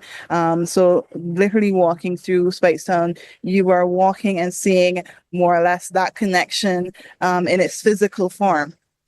And as you mentioned earlier, the upper portion of the structure where you have the balcony often defined where the residence Would have been, began. yes. And the lower half is where you did business. Your stores, yes. Okay. So all of this and more we're going to be treated to tomorrow as Spitestown comes alive. Yes, please. Wow.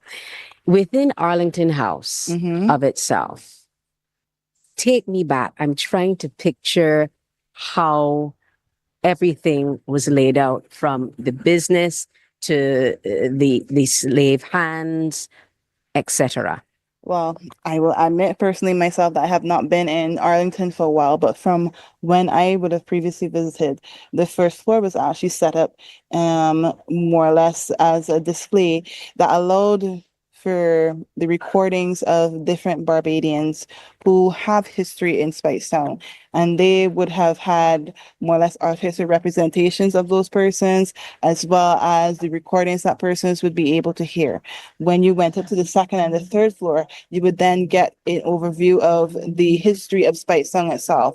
So not just of the house, but also of things like the whaling industry, for example, fishing in Spicetown, some of the history in terms of the first settlement of the area, because before we had the townscape that we're seeing now, we would have also had the production of sugar cane in this area. So a lot of that would have been summarized and entailed in this building, more that so that persons could have a summarized but holistic idea of the history of Spicetown. Now, did you not mention that the attic, especially in Charleston, served the purpose of housing for enslaved persons? Yes. Okay. That's something that we discovered because the museum has been able to go on a study trip to Charleston, more or less so that we can deepen those connections, so that we can more or less expand on the history that we know now, so that we would have a deeper understanding of what happened during that period. So one of the areas that we were allowed to tour on one of the plantations that we visited would have been that third floor and the attic. And they would have emphasized that that was where the enslaved persons would have been made to stay inside of the plantation house. And back then, of course, there are not things like heating and cooling. So particularly during the winters, up there would be very, very cold. So it was not the best of conditions. So we do see, we can make that more or less comparison with the conditions that enslaved persons would have also been forced to stay in down here as well. Wow. Yeah. You want to find out more? You have to come on that tour. You have to be a part of Spitestown Alive. As Spitestown wakes up this Friday morning, I'm going to take my trip next over to the Esplanade and see how the area where most of the fishing used to be done, especially in bygone days. We're going to take a look at that next stop when we come back right here on Morning Barbados. And we want to thank Kimberly so much. I know that Esplanade well from my days at Alexandra John, but I also know Arlington House, and there's rich history. Exactly. And this is, again, all of what we gathering is about, gathering information. So that was very educational for those persons who would not know as much about the history of Spicetown. Barbados is being able to be a colony that colonized another place, all of that sort of stuff. So when you go up to Spicetown this weekend, take a trip into Arlington House, get the information.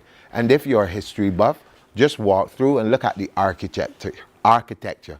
Wonderful buildings. And those are the things that we want to preserve for generations to come. And in regathering, there's the opportunity for those persons who may want to contribute in terms of donations to any particular thing. And so therefore, if you're in the diaspora and you're looking at Spicetown and you see the buildings and you think to yourself, wow, I'd love to help with the conservation of these things, well, there's a portal that is going to be open to the public very soon where you can do just that. And I just wanted to put that out there for those persons. Oh yeah, I'm who might be happy very that you interested. did, and that's good to know, because there used to be a place called Noel Roach in Speightstown. It was like a haberdashery, pharmacy, everything you could get from there.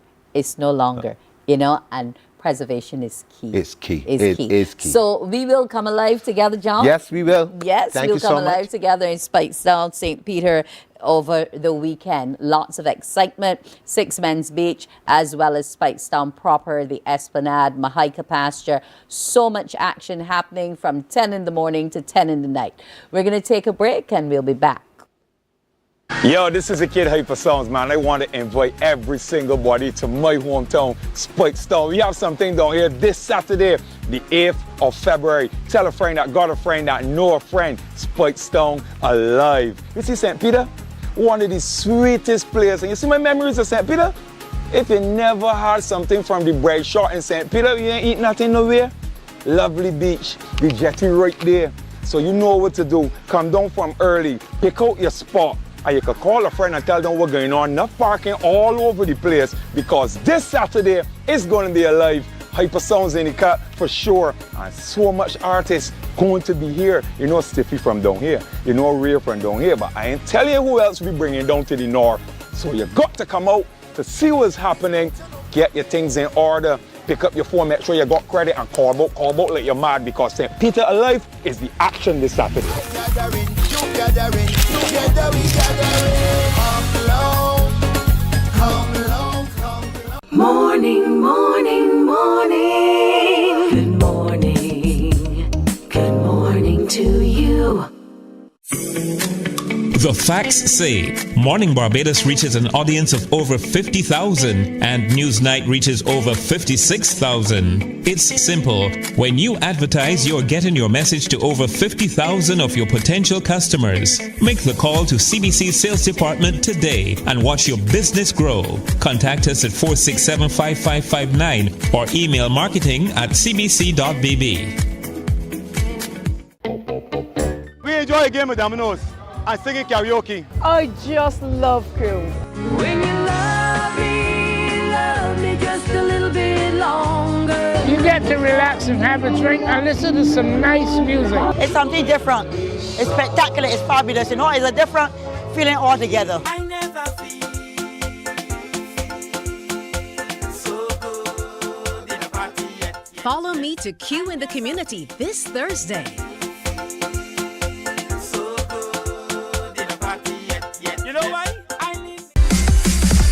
While you go about your business, we go about our business, and that is gathering the news. Stay up to date at CBC News Barbados on Facebook, Instagram, and Twitter. Get news update on radio throughout the day. And join us for the CBC News Night at 7 every night. CBC News team is on the job and bringing you the news. There is a saying, you can find a Bajan anywhere. Are you a Bajan living abroad? Or do you know of one who has migrated to another country?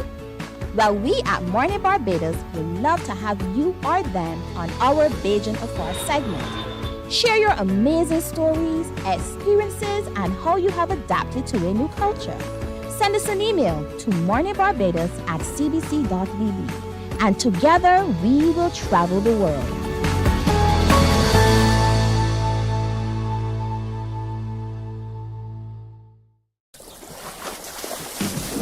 From the beautiful shores of the gem of the Caribbean, Barbados, home of the amazing Harrison's Cave, the tantalizing Oystins Bay Garden, our historic garrison, the indigenous road tennis, and the friendliest people in the world.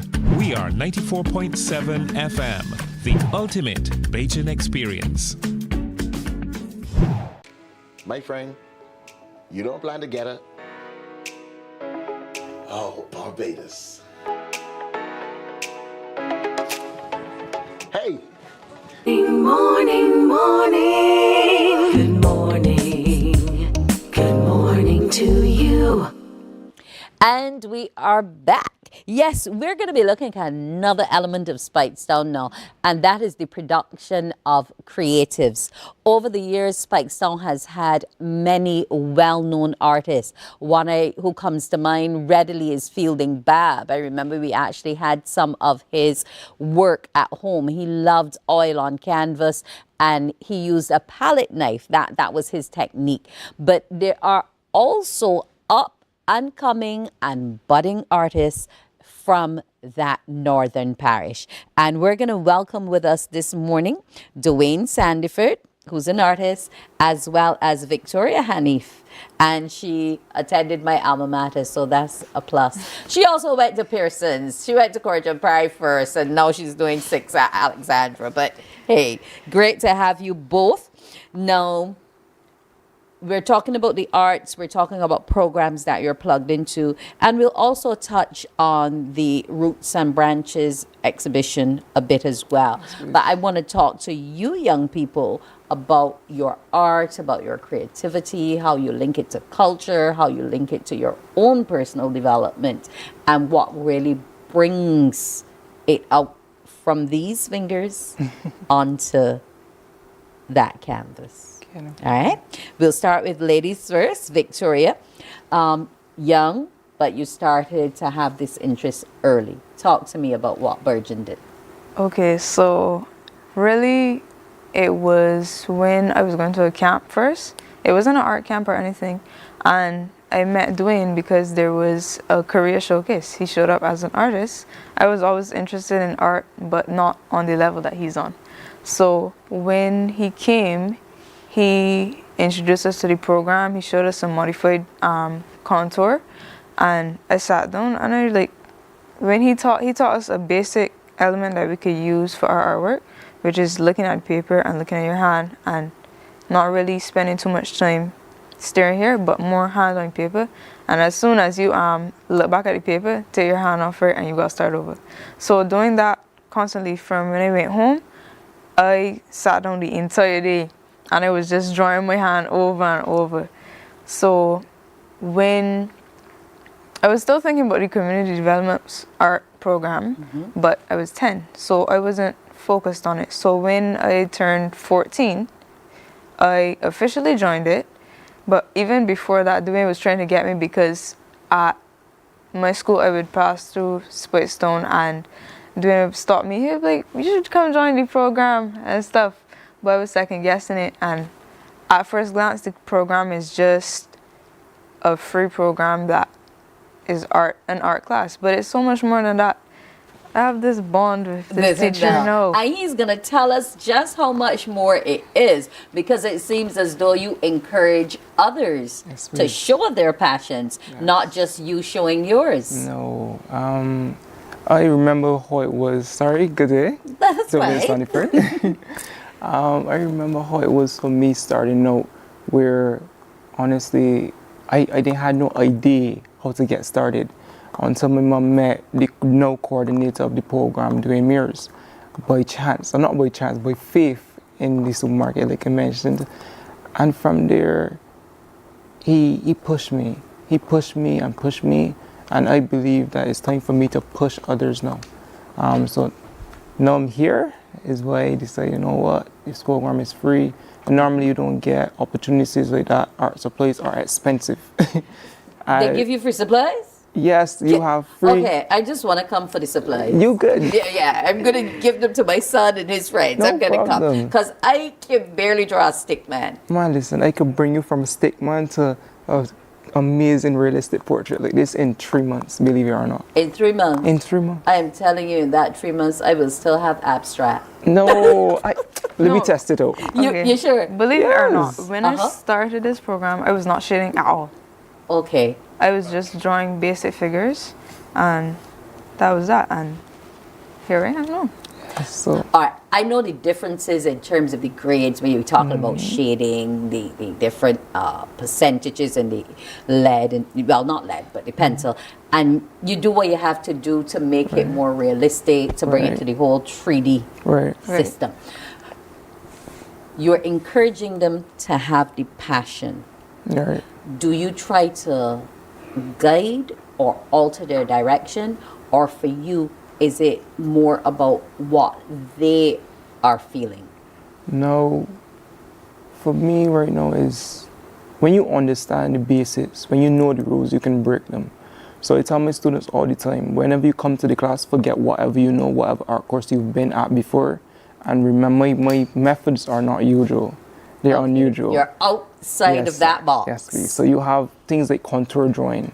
Once you understand contour drawing and all the long list of things I have on the course outline, we go from there. And then I encourage the students like Victoria and a few others that are interested in things like surrealism to explore. Now you know the rules, break them and explore beyond this point.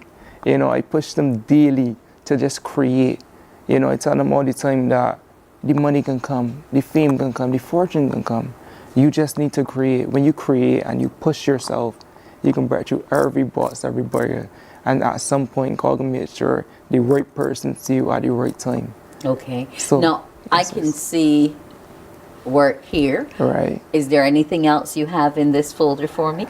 No. Not as yet, but Not I as wanted yet. to show you how we do the modified contour. Okay. So for this, you don't take your pencil off the paper. You try not to, but you take it off for the details. So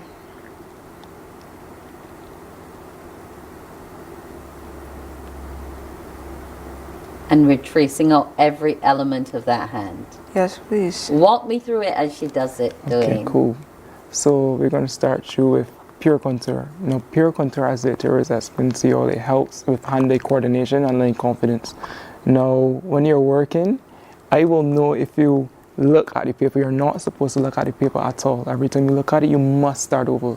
Now, modify contour, at that point when you advance, you understand that that hand-eye coordination is already built. That line confidence is already there. You got the crisp lines. Now I can say, well, look, 95% of the time, you're focusing on the reference, and the other 5% you're focusing on the drawing.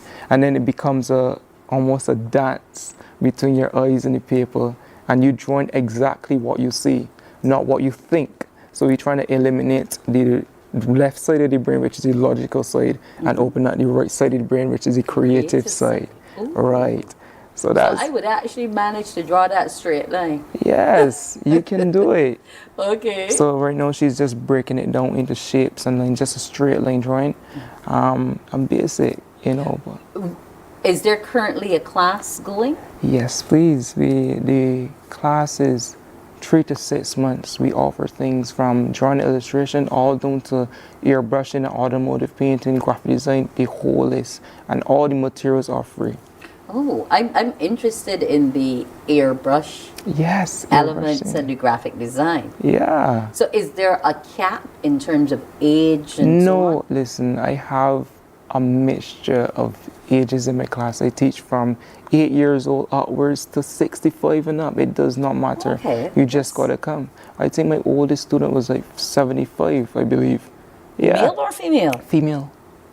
And Yeah. what prompted her at that age to want to start? No, Gran was just home. Gran said, you know what, I always wanted to draw from a young lady, and she came through and joined the program. Now, I can give you a little bit of history about the program. Yes, sure. The program started in 2000, and is way older than me.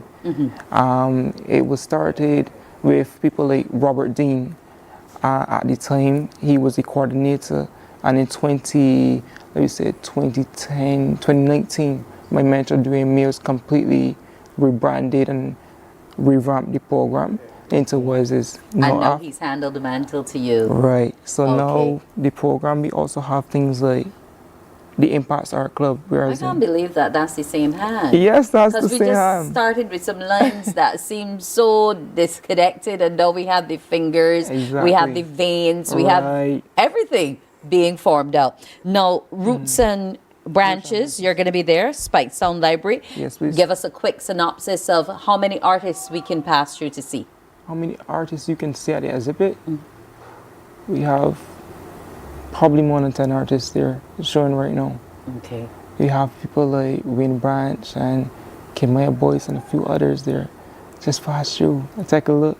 Yeah, I am there. I definitely will. I definitely will. I want to see this work because what I saw started on that page and what's there now is great. So I want to thank you both for coming. Victoria Hanif and Dwayne Sandiford, who is the coordinator of the art program. We're going to take a break and we're going to be heading back to the Esplanade, Speightstown Esplanade, the place where so many things have happened over the years and will also happen this weekend. Morning, morning, morning. Good morning. Good morning to you. My friend, you don't plan to get it? Oh, Barbados.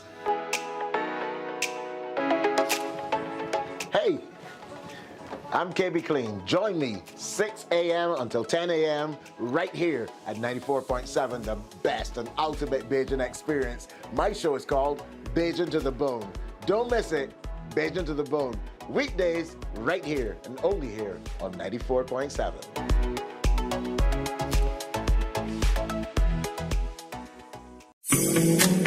The facts say Morning Barbados reaches an audience of over 50,000 and Newsnight reaches over 56,000. It's simple. When you advertise, you're getting your message to over 50,000 of your potential customers. Make the call to CBC Sales Department today and watch your business grow. Contact us at 467-5559 or email marketing@cbc.bb. We enjoy a game of dominoes and singing karaoke. I just love crew.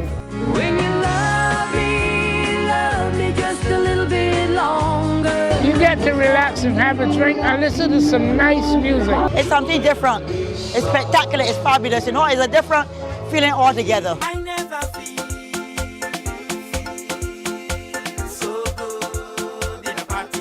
Follow me to Q in the Community this Thursday.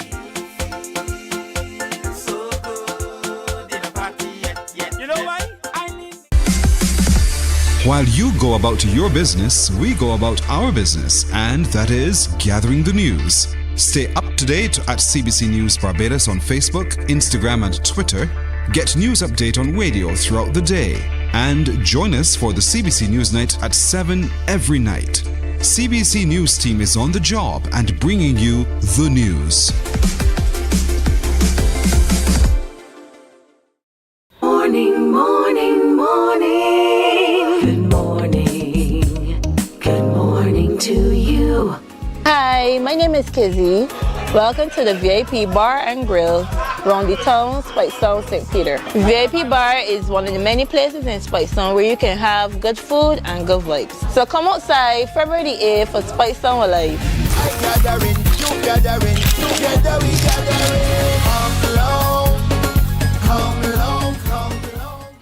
Come long, yes, come long to be gathering in St. Peter. And Kimberly has come along. She's come from Arlington House there on Queen Street, and she's traveled past the fish market, and she's now in the Esplanade. Kimberly? Well, it's about that time I heard the school bell ringing as well.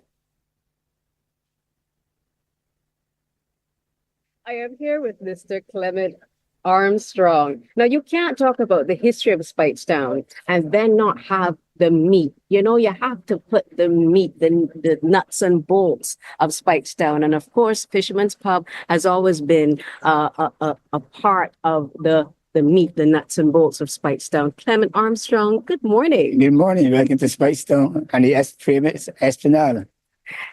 Thank you for having us. Thank you for bringing Speightstown alive for so many years with culinary delights and also with the history of your family and your roots in Speightstown and in St. Peter. I'm not a Barbadian for sure. I'm Trinidadian. Came with 7 years. But my grandparents grew up in Speightstown. My grandmother and grandfather for over 150 years. So I'm very grounded to Speightstown to make sure all the history. Because if you don't share the knowledge, you lose it. And that's what's happening in Speightstown. We're not sharing the knowledge enough. So people can understand and appreciate the town was great. We're standing here on a historical spot. Coffee was burned right here, the Esplanade. First, when he challenged the first primary in 1639. And he was burned. Nobody talks about it. You understand? And then we colonized South Carolina in 1675. Then it was a trade between here and Little Bristol. Yes. We tried to find out if the spice was Dutch at some point in time, because we have forts named Denmark, Orange, and Coconut. They are Dutch names. Every spice was Dutch. So many questions they ask, which Queen Street was named after. There's so many things to ask about Spice Town. So we want to highlight Spice Town because if you don't know what you have, you don't know how to appreciate it. This is very true. Your grandmother give you a ring and say, have that ring. And the ring is 150 years old, you don't know. And that was happening in Spice Town. People in Spice Town taking Spice Town for a joke. But this is where everything started. We have railing, we have 4 jetties, we have 4 jetties, we have 3 jetties, 4 forts. Everything starts. We had the first post office, the forest library, Alexander School in 1891, first year of school. We had telephone before England or before America. We have Buckingham's Palace, which is Farley Hill, and Granada Station, the single station, and also a telephone exchange. We have 3 other historians live in this town. I'm frightened to talk about Spice Town. I grew up in Spice Town. So we got a rich history. More rich. I don't know what to do with it. We can sell something right now. They were going to bring my auction bell. So I can sell some history because the boy won't appreciate it. No. We are selling a thing. This is why we call it a birthright. And I'm proud to chat with you on how you have worked to preserve that birthright. And we have so many people here that will share with us the the St. Peter Parish Committee. They're also going to be sharing with us. I have a bit to share in terms of the performance for Spikestown Alive tomorrow. So, Mr. Clement Armstrong, I hope that tomorrow when I am strolling up and down Spikestown that we get to see each other and chat. Yeah, what's God giving me heaven, so right? And this time I thank Mr. Carol Watson. He was a Spikestonian. Miss Cook, I did a floor from St. James to Spikestown for cancer. And she could imagine. She never told me anything that I know she was come from Moylan Quarter. Wow. Mr. Watson, the only latter days he told me he was on Norwich was his uncle. So we really got a lot of roots in Spikestown. Yeah. Sir Henry Fraser, he grew up in the post office in Spikestown. Wow. So we got a lot of history in Spikestown, which is really, and people that know Spikestown. So it's what I can say, I lose my passion for it. I have a passion for Spikestown, and I hope you're able to educate the young people and learn it's not just a jump out town or a party town. It's a town for all of us to share our history and be proud of it. I would like to invite everybody to Spikestown Saturday and enjoy St. Peter we come from. Thank you. I like it. Okay, good. Thank Thanks. you so very much. Thank you all very much for making the effort to come over. Okay. And all that makes up part of that culture and that history has a lot to do with a little bit of some of the characters that you see. You know, when you see the Tuck band rolling by, I have with me Mr. Cattle Best, who is also a St. Peter man, a Spikestown man. Am I correct? Yes, please. Good morning. No, I'm from Rose Hill, St. Peter. Rose Hill, St. Peter. Yes, please. Wow. So a little bird told me that there is a story behind the characters that we often see as part of the performances. You know, we take a lot of these things for granted. Yes. Well, tomorrow, starting at 10 o'clock, Dance National Afrique Day, we bring the tuck with a blend of pan and brass to the streets of Spikestown. And also accompanying that will be the Mother Sallies, the Shaggy Bears, the Green Monkeys, and the Statement. And we also bring some of the dancers as well. So Spikestown will come alive, you know, tomorrow with a big song of dope in the streets. Now, I look forward to all of that. But what of these Shaggy Bears and the Mother Sally? Somebody said Mother Sally really and truly used to be a man dressed as a woman. No. No? It was a donkey man. A who? Donkey man we used to refer to. You had guys like, we had a man there stretch out and Bain and Gager. Those guys were from Rosel and Benzel. Okay. They were dressed in a lady's dress, a bumblum, Yes. a mask, and a paper mache triangular hat. Right. People refer to it as the bear. But the Madasari then came after that. Ah.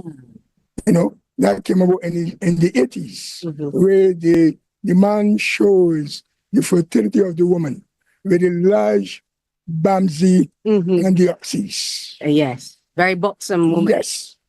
So it showed well endowed the woman look. So that is the Madasari now. Okay. Being portrayed by the man and also the woman. Ah. So now we have then the Shaggy Bears, where we refer to them as, they came like the ragged mats. And that is how the Shaggy Bears came about. Yes. Yes. And then you have the Grey Monkeys. We know the Grey Monkeys, very troublesome and so on. I know them too well. Yeah. People frightened for them these days. They don't run from you anymore. They come into your homes and they take out everything that you have, They take it, But so they're part of our culture. And all of this, we're going to be treated to tomorrow. Yes. Pipestone comes in. And the statement. Years ago, we used to get up early. We used to go and cut these poles and stand on them, and walk on them and so on. But people in other countries use them as protection from wild animals and so on, like the lions and the tigers and all of that. Yeah, that's what the state walking came about. Wow. Yeah. We got to keep a tight ship. We want to find out a little bit about the diaspora. We've got our parish committee and, of course, coming in. Thank you so very much, Mr. Cavill Best. He's going to be on hand tomorrow as well. Tell us your claim to fame, sir. My name is Pedro Orwer. Yes, please. I'm from the WIM, grew up in St. Peter. Got the school, Spicestone, Miss Leacock School, Spicestone Boys School. And I reside overseas for over 45 years. Wow. And you're back here at full throttle. You are steeped into We Gathering. That's right. Correct. Right. Tell me a little bit more. Well, a lot.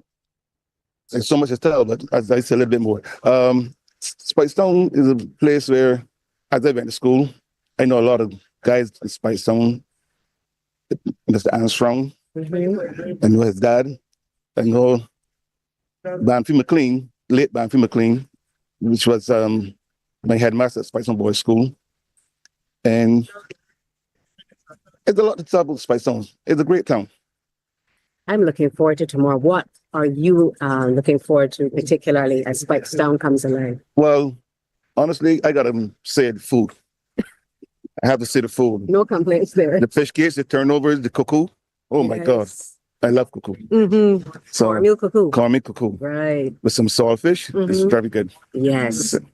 So Jackie brought the whole team, but we want to at least also highlight one of our performers over the course of this weekend. Yes, good morning, sir. Hello, good morning. I'm Malachi Hope. Malachi. Yes, please. Yes, Okay, please. what will you be performing for us tomorrow? Honestly, I'm not quite sure. It's not tomorrow that I'll be performing. I'll be performing on the 20th at the Happiness Cafe. That's like right there a little further off from the Esplanade. And it's supposed to be a very good experience. I looking to got something is a poetry line. And I looking to got something that kind of wrong Spicestone, but I ain't sure if we can get to that yet. But so I'll do some of my classic stuff. Just got a silver medal for NIFCA and that kind of stuff. So I might perform that kind of thing. Thank you. Fantastic. Now, yes, please. I always applaud our youth being able to continue to showcase their talents and their abilities. But I also want an opportunity to, I'll let you blend in. We're all wearing green. I also want to give the parish committee an opportunity to at least round up really, really quickly what else we can be treated to in St. Peter for the gathering. Good morning, everyone. Okay, on Sunday, we have St. Peter on the Water, and that's over at Six Men's. So we welcome you to come over to Six Men's, where you'll see net throwing, you'll see 6 men in the a 6-man relay race, 6 legs. They call it 6 legs relay race. We have Moses boat racing, and we'll have most of all we have roast fish, roast breadfruit. So we'll have 6 men will have it all on Sunday. Then on Tuesday, we also have Stampede Stories. That's in collaboration with the University of the West Indies. So we invite you to come to the Methodist Church from 7 to 9 p.m. on Tuesday, February the 11th for Stampede Stories. And going on, we have this. We are working also in collaboration with the St. Peter Parish Independence Committee, and Greg will tell you a little bit about some of the events that they have coming up. Hi, good morning, Barbados. We'll be having the Julian Garrett Athlete primary school quiz that will be taking part on the 19th. All the primary schools within St. Peter, because we just can't look for the adults. We still have to start with the kids. So we'll be giving them some history, some heritage about St. Peter as well. And then we have on the 22nd, we have the cricket match against the CICS 11, St. Peter's 11 versus CICS 11. That will be at Boscobel playing field, 7 o'clock. There'll be netball playing from 4 until. So we have a lot of action in Speightstown, in St. Peter. And we inviting everyone to come down to St. Peter Alive tomorrow and see what Speightstown Live and see what Speightstown has to offer. St. Peter is alive all about at every corner. So I can understand what you say, St. Peter. But remember, all of St. Peter is going to nestle right here in Speightstown for the Speightstown Alive Regathering. And have we got one final quick word as a group from the Regathering Committee? Yes? Come down to Speightstown tomorrow for Speightstown Alive. It's going to be epic. It's going to have storytelling. It's going to have face painting for the children. We're going to have a whole food zone right here. Wow. BTM might pop up. It's going to be good. We're going to have connections with the Carolinas. We're also hoping to have connections with Cape Coast, our sister cities. So come down. See you there. You heard the bell ringing. For who the bell tolls, I think that's for me. That's my time, Wendy, of course. I've had a fun time right here in Speightstown, but you got to be here tomorrow for Regathering, the marquee event of Speightstown Alive, all part of Regathering in St. Peter. Thank you so much, Kimberly. Please bring back some baked goodies from the bakery across the street from the Esplanade. But that's all we have time for. Remember, St. Peter is the place to be tomorrow between the Esplanade, Mahaika Pasture, and then on Sunday at 6 Men's. It's been great having our Parish Friday, and join everyone in St. Peter. Have a fabulous Friday.